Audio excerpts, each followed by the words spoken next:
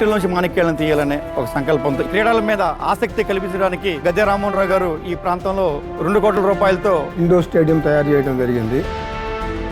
College తెచ్చింది గద్దె రామ్మోహన్ గారు, stadium కట్టింది ఆయనే. చాలా విషయాల్లో అభివృద్ధి జరిగింది. ఆ అభివృద్ధి ఈ గవర్నమెంట్ వచ్చిన తర్వాత కుంటు పడింది. 2019లో నిర్మాణం పూర్తయి ఓపెనింగ్ చేయడానికి కేవలం గద్దె రామ్మోహన్ రావు గారి పేరుందని నిరుపయోగంలో ఉంచేసి దాన్ని అందుబాటులోకి రాకుండా చేసింది. ఎప్పుడైతే నిరుపయోగంగా ఉందో దాన్ని పట్టించుకునే వాళ్ళు లేరు. దానికి చాటుమాటున అందరూ వస్తారు, ఎవరి కార్యక్రమాలు వాళ్ళు చేస్తూ ఉంటారు. గంజాయి బ్యాచ్ లాంటి వాళ్ళు, ముందు తాగేవాళ్ళు వాళ్ళు వచ్చి రాత్రిపూట అక్కడ గొడవ చేస్తూ ఉంటారు.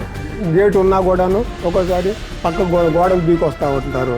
ఏమంటామంటే ఇప్పుడు ప్రభుత్వం ఏం పట్టించుకోలేదు. అప్పుడు విజయవాడ తూర్పు నియోజకవర్గంలో 2014 నుంచి 2019 వరకు ఎమ్మెల్యే గద్దె రామ్మోహన్ గారు 2357 కోట్లతో చేసిన అభివృద్ధి కార్యక్రమాలు.